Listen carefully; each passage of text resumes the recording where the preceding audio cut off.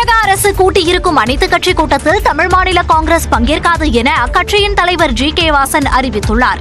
இதுகுறித்த அறிக்கையில் மும்மொழிக் கொள்கை மற்றும் நீட் தேர்வு சம்பந்தமான மத்திய அரசின் கல்வி நிலைப்பாட்டிற்கு பெரும்பாலான பெற்றோர்களும் மாணவர்களும் ஆதரவாக இருப்பதாகவும், தொகுதி மறுசீரமைப்பு குறித்து மத்திய அரசின் எந்த அதிகாரப்பூர்வ அறிவிப்பும் வராத நிலையில் தமிழ்நாட்டிற்கு தொகுதிகள் குறையும் என்று கூறுவதும் உண்மைக்கு எதிரானது என்று அவர் தெரிவித்துள்ளார். தமிழகத்தில் வளர்ந்து வரும் பல்வேறு பிரச்சினைகளில் இருந்து மக்களை திசை திருப்பவே இக்கூட்டம் நடைபெறுவதாக குற்றம் சாட்டியுள்ள ஜி.கே. வாசன், மார்ச் 5ஆம் தேதி நடைபெறும் அனைத்துக் கட்சி கூட்டத்தில் தமிழ் மாநில காங்கிரஸ் பங்கேற்காது என தெரிவித்துள்ளார். அரசியல் ரீதியாகவும் நாம் வலிமை பெறுகிற போதுதான் அதிகார வர்க்கத்தை நம்மால் செயல்பட வைக்க முடியும். இன்னைக்கு 4 எம்எல்ஏ வச்சிருக்கிறோம், 2 எம்பி வச்சிருக்கிறோம். நான் இன்னமும் கொடியேற்றுறது நமக்கு பிரச்சனை இருக்கு. விடுதலை சிறுத்தைகள் கட்சி கொடியேற்றுறதுல தான் கரெக்டா சட்டத்தை பேசுவாங்க அதிகாரிகள். சென்னையில் நடைபெற்ற சமூக அமைப்புகள் சார்ந்த மாநாட்டில் விசிக தலைவர் திருமாவளவன் பேசிய காட்சிகள் தான் இவை. தமிழ்நாடு ஆதிதிராவிடர் மற்றும் பழங்குடியினருக்கான மேம்பாட்டு செயல் திட்டத்தை செயல்படுத்துவது தொடர்பான மாநாடு சென்னையில் நேற்று நடைபெற்றது. இதில் கலந்து கொண்டு பேசிய திருமாவளவன், அம்பேத்கரின் அரசியலமைப்பு சட்டமே நடைமுறைக்கு வரவில்லை என்பதே கசப்பான உண்மை என்று கூறினார். அது நடைமுறைக்கு வந்திருந்தாலே இந்தியா சமத்துவம் பெற்ற தேசமாக உருவெடுத்திருக்கும் என்று நம்பிக்கை தெரிவித்தார்.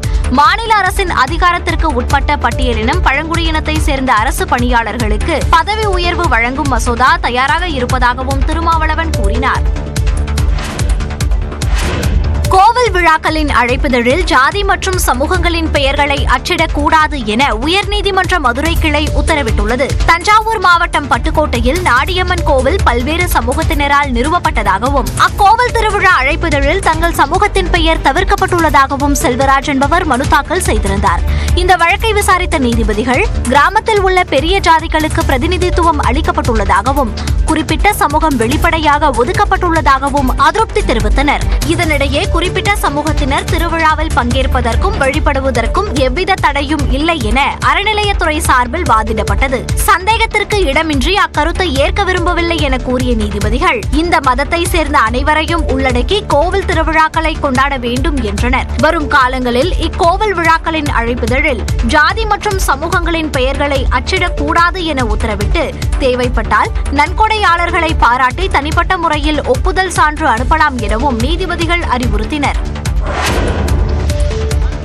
எட்டயபுரம் ஆட்டுச்சந்தையில் கள்ள நோட்டுகளை புழக்கத்தில் விட்ட 6 பேரை கைது செய்த போலீசார் 80,000 ரூபாய் மதிப்பிலான கள்ள நோட்டுகளை பறிமுதல் செய்தனர். தூத்துக்குடி மாவட்டம் எட்டயபுரத்தில் வாரந்தோறும் சனிக்கிழமை ஆட்டுச்சந்தை நடக்கும். இங்கு தென் மாவட்ட வியாபாரிகள் ஆடுகளை வாங்க செல்வது வழக்கம். அந்த வகையில் அருப்புக்கோட்டையை சேர்ந்த பொன்வேலன் என்ற விவசாயியிடம் 3 நபர்கள் வந்து எவ்வித பேரமும் பேசாமல் 2 வெள்ளாடுகளை 19,000ற்கு வாங்கியுள்ளனர். புத்தம் புதிய 500 ரூபாய் நோட்டுகளை அவர்கள் வழங்கியதால் சுதாரித்துக் கொண்ட விவசாயி அவற்றை சோதித்து பார்த்தபோது கள்ள நோட்டுகள் என்பதை கண்டறிந்தார். இதைத் தொடர்ந்து போலீசாருக்கு தகவல் அளிக்கப்பட்ட நிலையில் விரைந்து வந்து மாரிமுத்து என்பவரை கைது செய்தனர். மற்றவர்கள் டாடா சுமோ வாகனத்தில் தப்பியோட முயற்சித்த போது அவர்களை விரட்டிச் சென்று சுற்றி வளைத்து 5 பேரை கைது செய்தனர். மேலும் அவர்களிடமிருந்து 80,000 ரூபாய் மதிப்பிலான கள்ள நோட்டுகளையும் தப்பியோட பயன்படுத்திய காரையும் பறிமுதல் செய்தனர். இந்நிலையில் மும்பையை சேர்ந்த நபரிடமிருந்து மதுரையில் அவர்கள் கள்ள நோட்டுகளை வாங்கியது முதற்கட்ட விசாரணையில் தெரியவந்துள்ளது. தூத்துக்குடி மாவட்டம் கோவில்பட்டியில் பயணிகள் நிழற்குடையை வணிகர்கள் பயன்படுத்த அரசு அதிகாரிகள் மறைமுகமாக அனுமதித்துள்ளதாக குற்றச்சாட்டு எழுந்துள்ளது. கோவில்பட்டி நகரில் மாலையம்மன் திருக்கோவில் அருகே 9 லட்சம் ரூபாய் மதிப்பீட்டில் பயணிகள் நிழற்குடை அமைக்கப்பட்டது. ஆனால் இந்த நிழற்குடையை மக்கள் பயன்படுத்துவதை விட வாகன நிறுத்துமிடம் மற்றும் ஆக்கிரமிப்பு செய்யப்பட்டு வணிகம் செய்யும் இடமாகத்தான் காட்சியளிக்கிறது. பயணியர் நிழற்குடை முழுவதும் ஆக்கிரமிப்பு செய்யப்பட்டுள்ளதால் பயணிகள் சாலையில் நின்று பேருந்துகளில் ஏற வேண்டிய நிலை உள்ளது. மேலும் மழை வெயிலில் மக்கள் சாலையில் நின்று அவதிப்பட்டு வருகின்றனர். அவங்க கிட்ட கேட்டா நாங்க நகராட்சிக்கு கொடுக்க வேண்டியதை கொடுத்துட்டோங்க, போக்குவரத்து துறைக்கு கொடுக்க வேண்டியதை கொடுத்துட்டோங்க. ஆனா இது மக்கள் பயன்பாட்டுக்கு என்னைக்கு வரும், உடனே ஆக்கிரமிப்பு கிளி செய்து பொதுமக்கள் பயன்பாட்டுக்கு கொண்டு வரணும்னு கேட்டுக்கொள்றோம். பயணியர் நிழற்குடை எப்பொழுது மக்களின் பயன்பாட்டிற்கு கொண்டு வரப்படும் என்பதே அப்பகுதி மக்களின் எதிர்பார்ப்பாக உள்ளது. தமிழ்நாட்டில் ஹிந்தி திணிக்கப்படுவதற்கு எதிர்ப்பு தெரிவித்து அமெரிக்காவின் டெக்சாஸ் மாகாணத்தில் அமெரிக்க வாழ் தமிழர்கள் ஆர்ப்பாட்டத்தில் ஈடுபட்டனர். டெக்சாஸ் மாகாணத்தின் டல்லஸ் நகரில் நடைபெற்ற ஆர்ப்பாட்டத்தில் ஹிந்தி திணிப்பை கண்டித்தும் புதிய கல்விக் கொள்கைக்கு எதிராகவும் அமெரிக்க வாழ் தமிழர்கள் பதாகைகளை ஏந்தி முழக்கமிட்டனர். வேண்டாம் வேண்டாம் மும்மொழி கொள்கை வேண்டாம் வேண்டாம் வேண்டாம் மும்மொழி கொள்கை வேண்டாம் திணிக்காதே திணிக்காதே திணிக்காதே திணிக்காதே. தமிழ்நாட்டில் தமிழ் மட்டும் இல்லாம எல்லா மொழியும் நாங்கள் ஏற்றுக்கொள்கிறோம். எல்லா மொழிகள் படிப்பதற்கும் தமிழ்நாட்டில் வாய்ப்புள்ளது. எங்கள் மீது மூன்றாம் மொழியை திணிக்காதே, முக்கியமாக ஹிந்தியை திணிக்காதே. தமிழ்நாட்டில் அனைத்து மொழிகளையும் படிப்பதில் பிரச்சனை இல்லை என்றும், ஆனால் மூன்றாவது மொழியாக ஹிந்தியை திணிக்கக்கூடாது என்றும் ஆர்ப்பாட்டத்தில் ஈடுபட்டவர்கள் வலியுறுத்தினர்.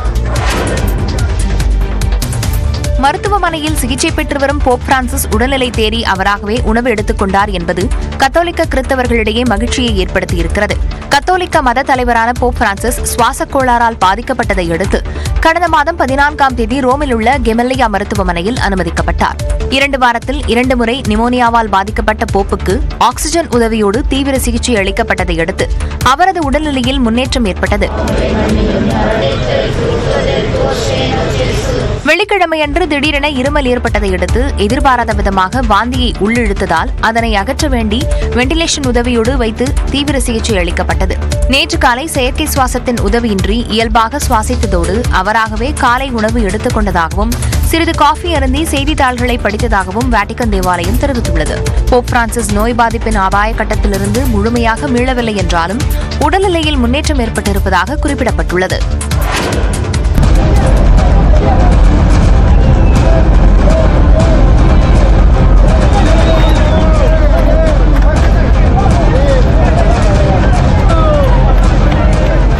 பெருநாட்டில் 50 அடி ஆழ ஆழ்துளை கிணற்றில் விழுந்து உயிருக்கு போராடிய 18 மாத குழந்தை பாதுகாப்பாக மீட்கப்பட்ட காட்சிகள்தான் இவை. பெருநாட்டின் ஓரெல்லனா பகுதியில் உள்ள குடியிருப்பில் விளையாடிக் கொண்டிருந்த 18 மாத குழந்தை ஒன்று அதே பகுதியில் உள்ள ஆழ்துளை கிணற்றில் தவறி விழுந்து உயிருக்கு போராடிக் கொண்டிருந்தது. தகவலறிந்து வந்த மீட்புக் குழுவினர் ஆழ்துளை கிணற்றில் 50 அடி ஆழத்தில் குழந்தை சிக்கிக் கொண்டிருந்ததை கண்டுபிடித்தனர். குழந்தையை விழிப்போடு வைக்கும் விதமாக அதற்கு செல்போனை கொடுத்துவிட்டு மீட்பு பணியில் ஈடுபட்டனர். சுமார் 20 மணி நேர போராட்டத்திற்கு பிறகு குழந்தையை மீட்டு முதலுதவி சிகிச்சை அளித்தனர். அதன் பிறகு குழந்தையை ஹெலிகாப்டர் மூலம் அருகே உள்ள மருத்துவமனைக்கு அழைத்து சென்று சிகிச்சை அளித்தனர். What kind of diplomacy, JD, you are speaking about? You're in no position to dictate what we're going to feel. If you didn't have our military equipment, this war would have been over in 2 weeks. In 2 weeks, of course, yes. It's going to be a very hard thing to do business like this. வெள்ளை மாளிகையின் oval அலுவலகத்தில் அமெரிக்க அதிபர் Trump, துணை அதிபர் JD vans, Ukraine அதிபர் Zelensky ஆகியோரிடையே நடந்த காரசார விவாதத்தின் காட்சிகள்தான் இவை. அமெரிக்கா சென்ற உக்ரைன் அதிபர் ஜெலன்ஸ்கி கனிமவள பகிர்வு ஒப்பந்தம் மற்றும் ரஷ்யாவின் தாக்குதலில் இருந்து பாதுகாப்பு பெறுவதற்கான ஒப்பந்தத்தில் கையெழுத்திட திட்டமிட்டிருந்தார். இந்நிலையில் அதிபர் டிரம்ப், துணை அதிபர் ஜேடி வேன்ஸ் ஆகியோருடன் வார்த்தை போர் முற்றியதை அடுத்து உக்ரைன் அதிபர் ஜெலன்ஸ்கி வெள்ளை மாளிகையை விட்டு வெளியேறினார். அமெரிக்க ஊடகத்திற்கு பேட்டியளித்த ஜெலன்ஸ்கி, டிரம்புடனான வாக்குவாதம் 2 தரப்புக்குமே உகந்ததல்ல என்றும் அமெரிக்காவின் பண உதவிக்காக ரஷ்யா மீதான நிலைப்பாட்டில் உக்ரைனுக்கு எந்த மாறுதலும் இல்லை என்றும் தெரிவித்தார். இருப்பினும் அமெரிக்கா முன்னிறுத்திய கனிமவள பகிர்வு ஒப்பந்தத்தில் கையெழுத்திட ஒப்புக்கொண்டார். இதனிடையே கனிம வளத்தை பகிர்ந்து கொள்ள உக்ரைனுக்கு அமெரிக்கா அழுத்தம் கொடுக்கிறதா என்ற கேள்வி எழுந்துள்ளது. உக்ரைனிடம் டைட்டானியம் மற்றும் யுரேனியம் போன்ற அரிய வகை கனிமங்கள் உள்ளதால் அதன் மூலமாக கிடைக்கக்கூடிய வருவாயின் 50% மறுசீரமைப்புக்கான கூட்டு நிதியாக அமெரிக்காவுடன் இணைந்து வழங்க வேண்டும் என கூறப்படுகிறது. அதே நேரம் இந்த ஒப்பந்தத்திற்கு ஜெலன்ஸ்கி ஒப்புக்கொண்டால் உக்ரைன் பொருளாதார ரீதியாக பின்னடைவை சந்திக்கும் என வல்லுநர்கள் கூறுகின்றனர். அரிய வகை கனிமங்கள் அதிகம் இருக்கக்கூடிய கிழக்கு பகுதி ரஷ்ய ஆக்கிரமிப்பில் உள்ளதால் போர் நிறுத்தத்திற்கு பின் ரஷ்யா வெளியேற மறுத்தால் அந்த கனிமங்களை உக்ரைன் உரிமை கொள்வதில் சிக்கல் எழும் என கூறப்படுகிறது. மேலும் மீதமுள்ள கனிமத்தால் கிடைக்கும் வருவாயிலும் அமெரிக்காவுக்கு பங்களிக்க வேண்டும் என்பதால் உக்ரைன் பொருளாதார நெருக்கடிக்கு செல்ல நேரிடும் என கருதப்படுகிறது. போர் நடத்த வழங்கிய நிதிகளுக்கு ஈடாக $500 பில்லியன் தர வேண்டும் என உக்ரைனுக்கு அமெரிக்கா தெரிவித்திருந்த நிலையில் அதை இதன் மூலம் ஈடு செய்ய திட்டமிட்டு இருக்கலாம் என கூறப்படுகிறது. இதனிடையே அமெரிக்காவின் செலவை கட்டுப்படுத்தவே போர் நிறுத்த பேச்சுவார்த்தையில் தீவிரம் காட்டுவதாக பேராசிரியர் கிளாட்சன் சேவியர் நியூஸ் 18 தொலைக்காட்சிக்கு அளித்த பேட்டியில் கூறினார். ரஷ்யாவும் யுக்ரைனுமே கூட சரிசமனான நிலைகளில் இல்லை, ரெண்டுமே ஒரு பேலன்ஸ் கிடையாது அவங்க 2 பேருக்கும். அதே சமயத்தில் ஒரு பக்கம் உக்ரைன் அவங்க வந்து ஏராளமான கனிம வளங்கள் இருக்குது, பொருளாதார வளமும் நல்லா இருக்குது. அது மட்டும் இல்லாமல் மின் உற்பத்தி வளம் திறனும் இருக்குது. ஐரோப்பிய நாடுகள் தொடர்ந்து ஆதரவு தெரிவித்து வரும் நிலையில் போர் இன்னும் நிறைவு பெறவில்லை என அவர் கூறினார். நியூஸ் 18 தமிழ்நாடு செய்திகளுக்காக சிறப்பு செய்தியாளர் சிவரஞ்சனி மற்றும் வேல்முருகன்.